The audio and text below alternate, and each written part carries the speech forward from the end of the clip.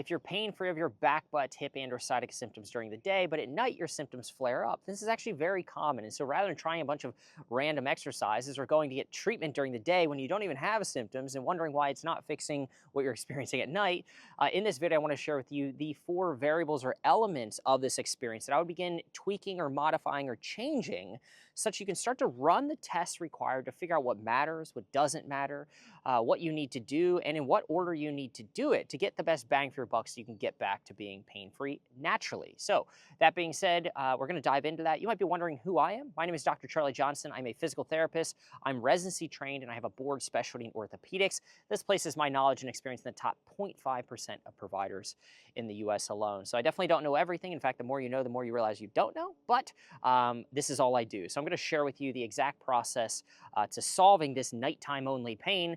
So again, you can do this on your own. Now, I want to kick this off, read the comment or the question that was sent to me for some context. So a woman named Linda said, hey, I never have pain during the day, only when I'm lying down at night to go to sleep.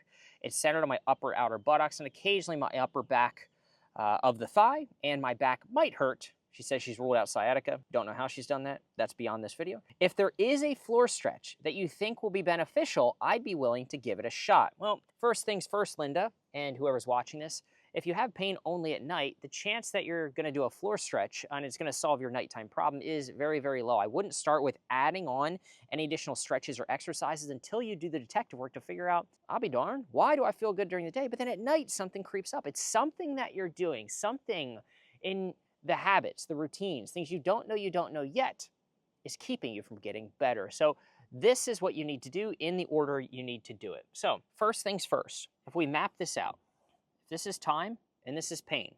During the day, symptoms are low, pain spikes. During the day, symptoms are low, pain spikes. So when you're trying to solve any problem in life, specifically one related to pain in this case, you want to study the peaks when symptoms peak, when they're at their highest, and the valleys when symptoms are at their lowest, because you can create some contrast there. My guess is if I was to talk to Linda, there's something she's doing that's drastically different during the day. Maybe she's moving more, for example, than during night when she gets her symptoms. And so we start to break down the story. This is what's so cool about this, because you're basically doing like a Sherlock Holmes investigation here to listen to people and pull out nuggets from what they're sharing with you to figure out what's really going on here. And notice we haven't even talked about stretches or exercises, and we probably won't much during this video, by the way. There'll be one thing that I talk about that'll be important to take away as it relates to using movement as medicine, so stick around for that. But really, this is working smarter, not harder, all right? This is the stuff that PTs don't get to teach you because they don't get paid to do it. All right. If we have pain during these peaks at night, we're not going to talk about, well, how you're bending during the day or how you're sitting during the day or any of that stuff, because if it ain't broke, don't fix it. You don't have pain during the day.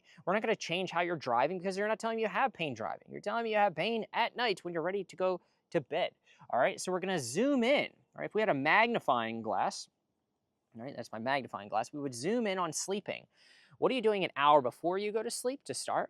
What are you doing as you lay down? So the act of laying down, what that looks like, what that environment or situation looks like, maybe the positions, maybe the surfaces, things like that, and maybe even into the morning. I don't know if Linda has pain when she's waking up, but these would still be the variables that you would want to test in this specific order. So variable number 1 is going to be your nighttime routine.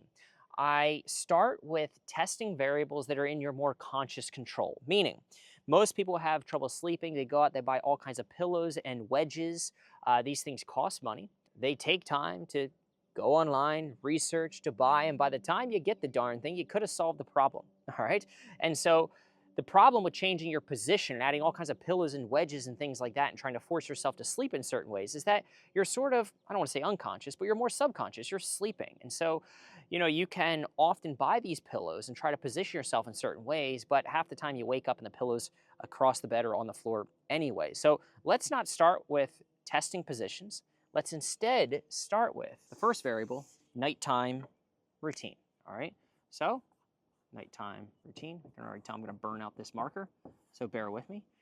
And there's really 2 variables within nighttime routine that I like to start to manipulate, all right?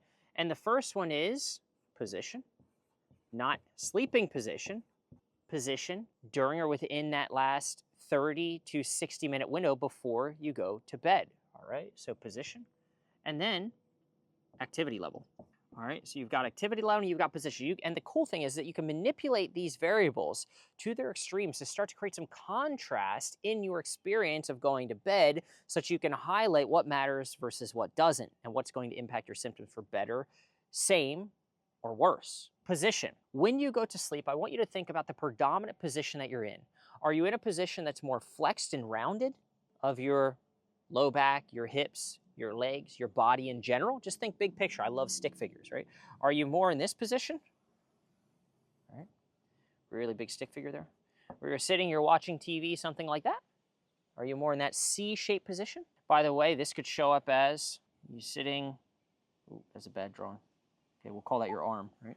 You're holding a book, or you're holding a tablet or something like that, but maybe you're propped up in bed, working at night, or reading a book, or doing something like that. So either way, are you in this position? Let's see if this marker works. Are you in this position? There we go. This hammock C-shaped position. Or do you live in the opposite position? Maybe you're somebody who does this at night. Prop up on your elbows. You stare deeply into your phone or your tablet or your book. Or maybe there's a TV here on the wall or something like that. And that's how you wind down for the evening. And in this example, you're the opposite of the C shape, right? If this is the C shape, you're essentially taking that C and you're unfolding it. Now you're seeing the other way. You're in an arched back position. So what I want you to do first, and what I would recommend Linda do, or you watching this do, is change the position to the opposite of that which you're currently doing.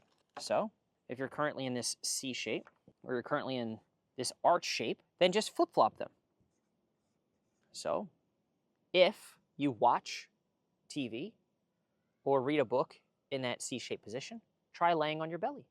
Try laying down flat. Or take the concept. What I'm teaching you here is concepts so that you can start to think like me, because I know if you can think like me, you'll probably solve the problem. This starts with awareness. Maybe you notice that you sit on the left side of the couch like this. I know when I go to my mother and father-in-law's, my father-in-law is on the recliner with his legs kicked up. My mother-in-law, she's on the right side of the couch.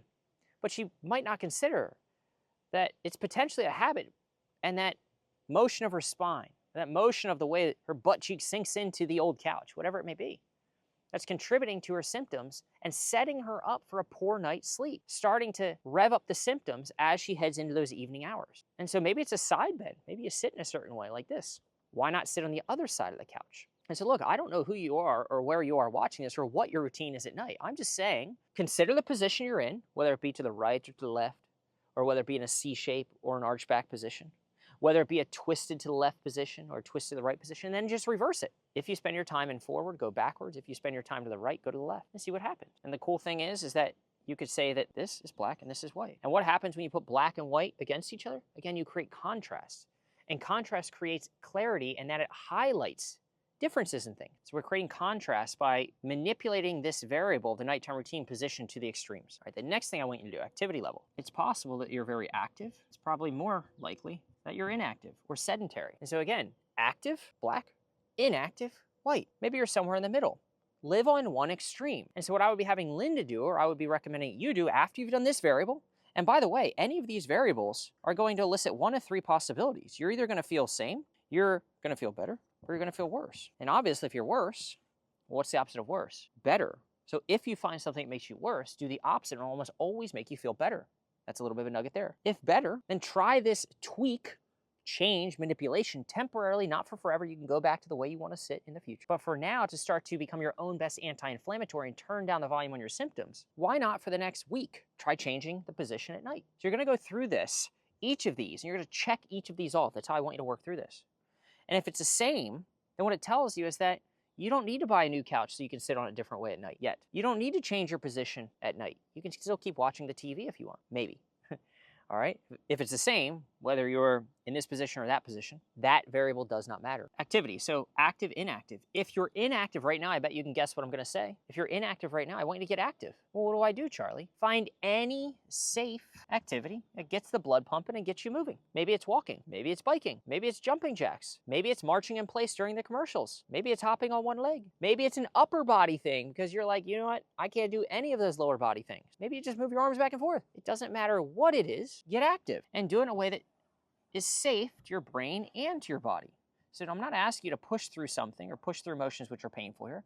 I'm just saying if you had to pick one motion, you had to get active, and you could do it, even if it's not a degree that you want to do it or the extent which you want to do it, what would you do? Pick one thing. Do a few minutes of it within the last 30 minutes of going to bed. Contrast that to, if you're active currently, then why not allow yourself the freedom to be inactive for the next 4 to 7 days? Now, 4 to 7 days. I'm going to backtrack. If you're usually active and you go inactive for 1 night, 2 nights, and you don't see anything, go back to being active, right? It's only once you've tested these variables and you've seen that they actually make you better that then you would stick with that for, say, a week period to see then overall where the trend goes. Do you feel better? Do you feel same? Do you feel worse after applying these strategies? All right, so test them.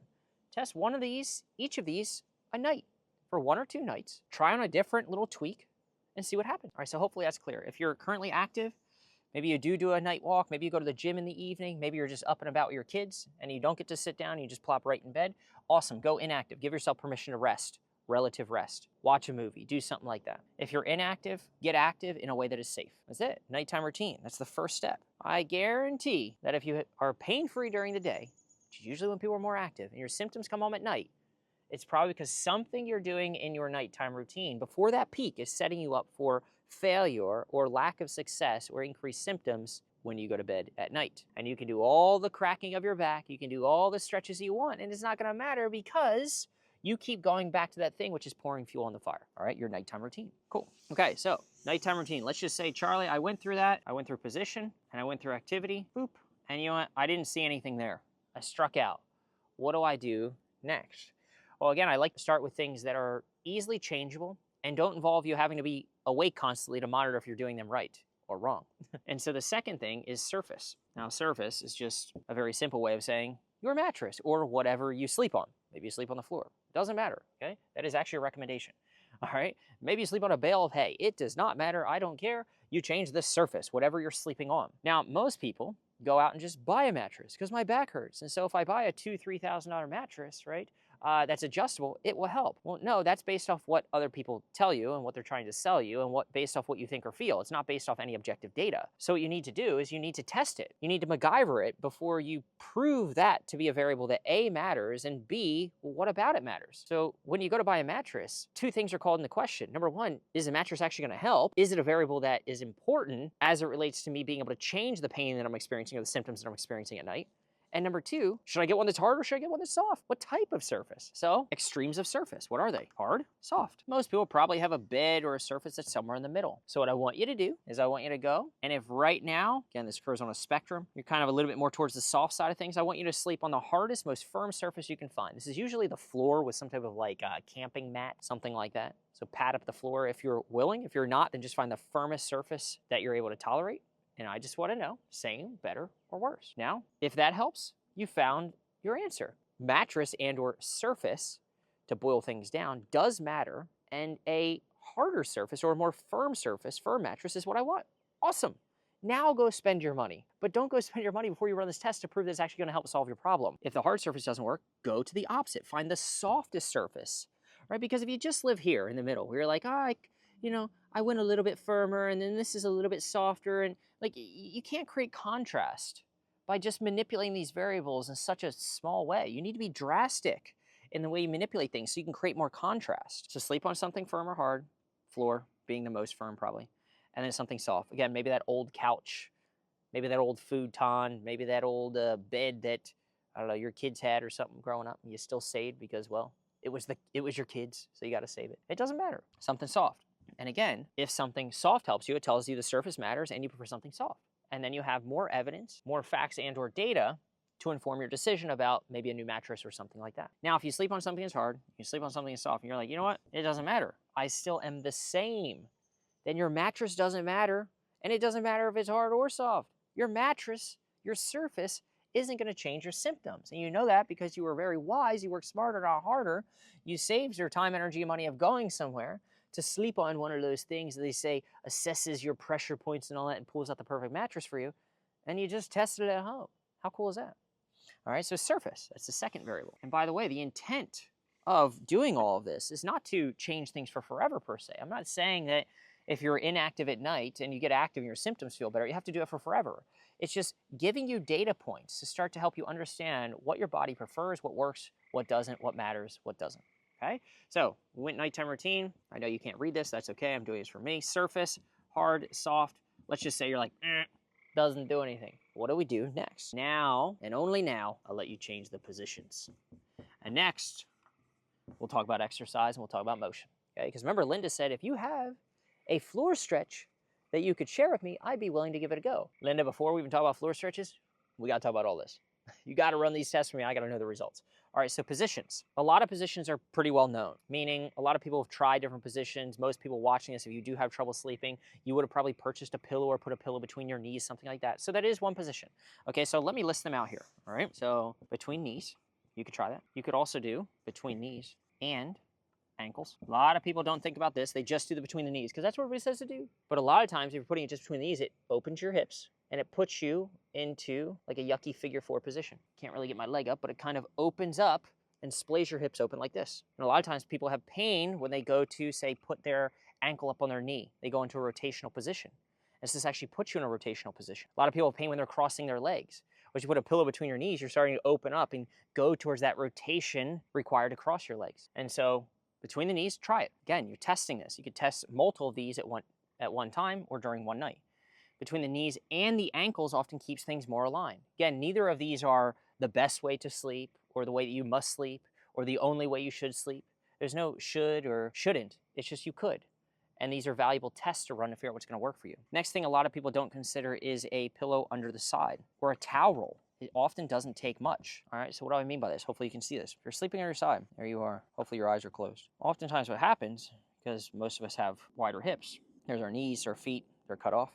There's our pelvis. We've got our shoulders and we've got our hips. Our hips are in contact, our shoulders are in contact. What does the spine do? The spine is going to want to sag, because we have gravity, towards the floor. So in this case, what happens is actually putting you in a little bit of a left side bend if we're sleeping on our right side. And so if I were to zoom in on what's happening here, this is what you would see. You would see that the top, the left side of the body, is more closed down or pinched on, and the bottom side is more gapped. Think of it like a bridge, right? Here's your 2 posts, and then this is the bridge between. And so what if we could support that bridge and keep it more neutral? Again, being neutral or aligned, whatever that means, isn't required, but it might help you out. And so why not try it? This is about testing to find what's going to work for you, not about what's best, because what's best for someone else might be worse for you. All right, so if you can, how do we support it? Right, if you can put a little pillow under there, again, a folded up like a beach towel or something like that, a couple inches, few inches, you can play with it. See what happens. Slide it under there, slide it under your rib cage between your armpit and the base of your pelvic bones, and see what happens. Another thing that just popped in my head is a lot of people have this belief of, well, I have pain, let's just say on my left side, and so I shouldn't sleep on my left side. It's my bad side. I don't want to sleep on that side, but oftentimes sleeping on the painful side actually feels better. So try to get out of your own way and just start testing these things, right? Start testing to find what's going to work.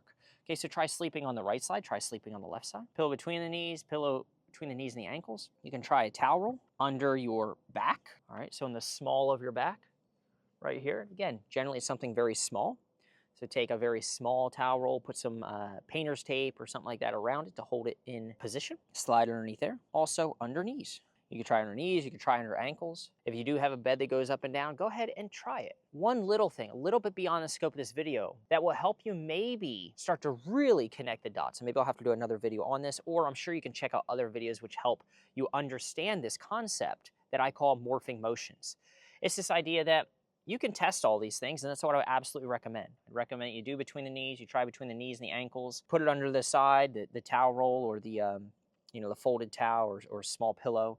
You try a towel under the back, under the knees, all those things. But it's oftentimes the things you don't know yet, which is keeping you from healing. And how you start to discover that is if you have certain motions, maybe you've gone to PT, or maybe you know of certain motions, bending backwards or bending forward or putting on your socks or shoes that increase your symptoms. You want to ask yourself, how is that thing which is painful, maybe during the day or when I do it, showing up in the way that I sleep? Either in my nighttime routine or in the positions that I put myself in. For example, if you have pain when you're trying to cross your leg, well, if you sleep with your leg all folded across your body or stretched out in front of you, that's a leg raise. If you have sciatica, you won't like that. If you're doing the figure 4 stretch and it's killing you, but you sleep in a figure 4 position because you sleep with your leg up like this, maybe you don't want to do that. Maybe you want to change that. Maybe you need some type of like weighted blanket, or maybe you need to push your bed towards the wall so you're less apt to roll a certain way. Maybe you need to put your head down the other end of the bed, because you've been sleeping in one position for 20 years on the same mattress and it's all saggy there. And you found you like a more firm surface, but you don't want to sleep on the floor. So instead, you rotate your mattress or you put your head down the foot of the bed. Or you switch sides with your partner. So again, there's 1,000,001 different ways. The purpose of this video is just help expand your idea of what's possible as it relates to, hey, Charlie, I have trouble when I sleep. I'm fine during the day. And just give me a stretch. No. Do the detective work that's required. It will pay off big time because you'll save a ton of time, energy, money doing a bunch of stretches and treatments that don't address any of this stuff. This is the stuff no one's talking about. And look, there are probably many other positions or ways that you could modify the position of things. Now, actually, real quick, let me go back to this nighttime routine real fast. We're strictly talking about the body and physiology side of things, the mechanics of how you're positioning yourself, moving yourself, positions that put your body in certain ways that may or may not be favorable. But I'd be lying if I said that the brain doesn't play a part in the stuff that we experience. Just think about it. You could cut your leg off and you could still experience pain in the leg which is not present. That's called phantom limb pain. But you can't take your brain out and feel pain anywhere. So it tells you that the presence of a body is not required for you to experience symptoms in the body. Therefore, the brain is really the CEO. And so a big driver of symptoms for folks that I work with, people with back, butt, sciatica problems that have tried many different things, is we get this learned pain response. We get stuck in this belief system, in this narrative that when I sleep, I hurt. And guess what happens? When you sleep, you hurt. Because that's the story you tell yourself, and that's the experience you have over and over again. When I move, it hurts. The more I move and the more it hurts, the more I avoid movement. The more I avoid movement, the more fearful, worried, and avoidant I become. The more the story perpetuates itself. The more fearful, worried, concerned, hypervigilant I become around that specific thing. So it's possible you could be training yourself to experience symptoms at night. How's that? That's weird. That's called a conditioned or learned response. If you believe that you can learn to experience anything else in life, or learn to do anything else in life, a new skill, play guitar, ride a bike, something like that, then you must also agree, I think it would be wise to, that you could probably learn to experience pain if you've been stuck in it for a while, all right? So, nighttime routine, surface, getting to the nighttime routine on the brain side of things. What things are putting you in a high alert or fight or flight state? Maybe it's scrolling through your phone, checking emails, responding to people that you don't like, I don't know. Looking at screens right before you go to bed, watching scary movies. I just had somebody who said, Charlie, I watched a scary movie and my symptoms, my leg got all jammed up. Right? She said, as I'm noticing the excitement and the horror build in this film, I'm noticing more symptoms. And that might sound a little woo-woo. It's not woo-woo. It's neuroscience. If there's dis-ease psychologically, or if there's an elevated state psychologically, we can experience it in our bodies. Dis-ease psychologically, disease physically. All right? So put yourself more at ease. Maybe you're somebody who has like this monkey mind, like I do. When you're going to bed, you have a bunch of different thoughts. Write it down. Do a brain dump. Do something that we call expressive writing, whereby I don't care if you can read it, I don't care if you can understand it. Just write down all the stuff that's going through your brain, good or bad or indifferent. It could be about the day, it could be about work, it could be about you, it could be something happened during the day, it doesn't matter. By the way, this doesn't have to be that there's something wrong with you, there's some traumatic thing that happened to you, or that you're a stressful person. This stuff can kind of build up over time. Any person, often people, who are very smart, very type A, very people pleaser, get her done, good student, great at what they do. These types of folks are the ones who get stuck in this fight or flight high alert state. Works for a lot of things really well. Career, relationships, probably being a parent, good stuff. Good community member, but not when you're trying to get out of pain. Okay, so consider, are you putting yourself in more of a fight or flight state before you go to bed? Mentally, psychologically? Don't just get trapped in only viewing this as a physical problem. Consider the psychological happenings, if you will, around that time when you're going to bed. Okay, so nighttime routine, surface, positions. Markers are saying you're done. Final thing, movement as medicine. Linda, you asked for a stretch. If you're watching this right now, just tell me the stretches. Here's the deal. I don't have enough information to tell you what to do or what not to do. Here's the deal also. It probably doesn't matter. Instead, what you would do if you did want to, only after nighttime routine, position, activity, surface, hard, soft, position, physically, mentally, only after you've checked all those boxes off, then I give you permission to use movement as medicine. All right. Now, the reason I say movement as medicine is because the goal of taking any medicine is never to take more than needed, it's to take as much as needed and as little as necessary. And the same thing can be said about using exercise or motion. Now, all motions have a certain prescription. There's a dose, how much, there's a frequency, and there's a timing when you take it for optimal relief. All right, if you've ever been given a medication, you'll see timing. Take in the morning after breakfast, or take at night after a meal, whatever, okay? Or before bed, when you get up, whatever. And so all I care is that you find one motion that is safe, There's that word again. Safe. Safe is twofold. Safe mentally. Can you do it or do you get worried about doing it? This means don't do an exercise that you know hurts so good because already your brain's going to say that's going to hurt and I don't know if I want to do that. And then safe physically. When you do it, does it actually feel okay? So if you believe it's going to hurt, don't do it. And if it actually feels like it hurts, don't do it. Generally, the more yucky things you do, the more yucky inputs or negative inputs you provide to a system, the more negative the system becomes. So it needs to be safe. It could be anything. It could be of your arms. I don't care. Pick one motion. If you're watching this video, chances are you've watched 10 other videos with different stretches, and they throw a bunch of different things at you. That is not the way to take any medicine. Imagine you went to your family care provider and you said, hey, I have a headache, and they gave you 10 different medicines on the same day.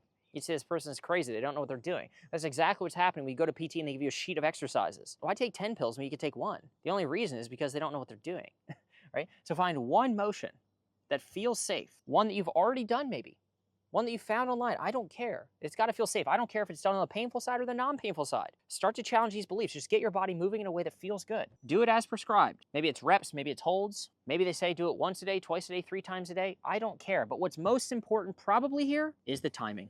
Timing matters. A lot of people go to the chiropractor, go to PT, do their sheets of exercises when it's convenient for them. I can't tell you how many people have pain when they go to bed and they're fine during the day, but they say, hey, I went to an appointment at 8 a.m. this morning and I got treatment. Hey, I did my sheet of exercise at lunch. Well, that's when it was convenient. But if movement were medicine, if you had a headache that only happened at night, why would you take the headache pill at 8 a.m. or at noon? You wouldn't. It would make no sense. Think of movement as medicine. If movement were a pill, if you found something that was safe and was going to change your symptoms, when would you take it for maximal relief? Think of it as a pill. You would take it right before you go to bed when you knew your symptoms were going to ramp up. So that's what I want you to do. Safe motion at whatever dose, as long as it feels safe. All right, frequency, you can do it throughout the day, but if this is when you get your symptoms, this is time, this is pain. If you get your symptoms at 7 p.m., I want you to do it at 6:45, right here. Insert right before. That's when you're going to do your movement as medicine. That's when you're going to take your movement pill right before you start to notice the symptom. Take a big dose of it, and then again, something's going to happen. You're either going to be same, you're going to be better, or you're going to be worse. And because you're not mixing all of these things together and testing them all in one night, but instead you're testing them over maybe a handful of days, the next 3 to 4 to maybe even 7 days, you're going to know. Because up to this point, you would have said, nighttime routine, that doesn't work. Mentally, physically. The surface, hard, soft, that doesn't work. I tried all positions. I'm at this movement for medicine. Charlie gave me the permission if I went through all that to do this. And you know what? I did this one motion that was safe.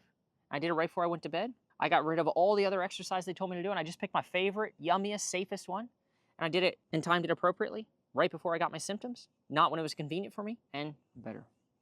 That variable then is responsible for changing your pain experience and improving your sleep, because all the other variables were controlled for and tested for independently. Do you see how if you don't test these things independently, and you go home and you change your sitting posture, and you go home and you change your mattress, and you start a sheet of exercise, and you also do acupuncture and PT and chiropractic, how you might get better, but you're gonna be lost and confused. So I really hope it doesn't come back, because even if you do get better, you have no idea what helped it. And I believe that you're in a position of power as someone who's in pain, potential power, more so than I am. I might know something you don't know. My guess is you didn't know all of this. You didn't know all these tests to run. But because you're the person who created the problem, knowingly or unknowingly, using your brain or your body, those are the controllables. Those are the things that you can start to manipulate. If you created the problem, you can solve the problem. But you need to have the right knowledge, tools, and understanding.